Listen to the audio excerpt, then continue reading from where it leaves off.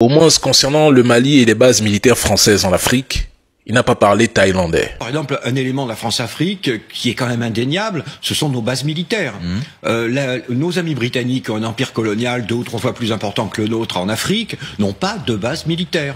Pourquoi avons-nous des bases militaires en Afrique? Ce n'est pas pour défendre l'Afrique, c'est donc pour intervenir dans les affaires africaines. Il n'y a pas pour vous, dans ces bases, d'enjeu pour la stabilité de l'Afrique, et y compris pour notre sécurité.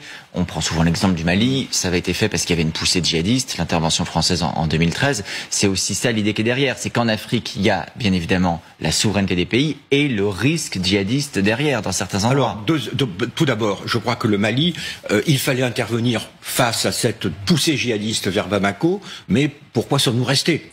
Parce que vous savez, une armée qui libère, au bout de 6 mois, 2 ans, elle devient une armée d'occupation. Deuxième élément, et là je vais être choqué des spectateurs, mais si le Mali devient une république islamique, et en quoi est-ce un problème pour la France? Vraiment, ce sont aux Maliens de décider de leur sort. Vous savez, il n'y a pas eu un attentat. S'ils en décident de manière démocratique, ce qui n'est pas forcément... Nous ne sommes pas le Zorro des relations internationales. Nous n'allons pas débarquer en disant nous voulons vérifier que vos institutions sont démocratiques, parce que nous ne le faisons pas en Arabie Saoudite. Donc je vois pas pourquoi on le ferait ailleurs.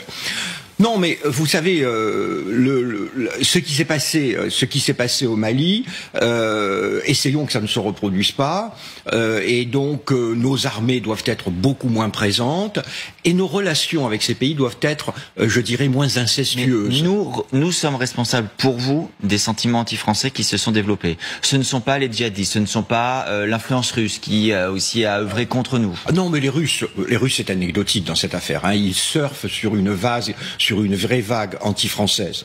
En ce qui concerne les djihadistes, il faut se dire que nous disons les djihadistes comme si c'était un seul groupe. Oui. En réalité, il y a de multiples petits groupes. Et ces multiples petits groupes, ils sont unis par quoi? Par la haine anti-occidentale. Donc en mettant les soldats français en face d'eux, d'une certaine manière, nous les unissons.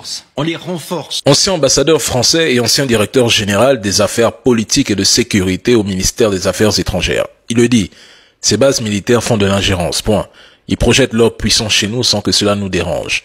Même si l'AES commerce avec la Russie, la Chine, la Turquie, la Corée du Nord ou même les extraterrestres, pourquoi cela vous préoccupe-t-il autant? Lorsque l'AES a été formé, vous avez été les premiers sur la toile à attaquer cette alliance sans que personne ne vous demande votre avis. Maintenant que les citoyens de l'AES critiquent vos dirigeants soumis, qui refusent de chasser les bases américaines et françaises de vos pays membres de la CEDEAO, vous vous plaignez que nous cherchons à diviser. Vous dites qu'Ibrahim Traoré va échouer. Pire, certains noirs sur la toile qui n'ont même jamais mis les pieds en Afrique et ne connaissent pas les réalités du continent, se basent uniquement sur des articles de presse sans source, sans preuve, pour critiquer les discours d'Ibrahim Traoré, les qualifiant de populistes. C'est quand même incroyable.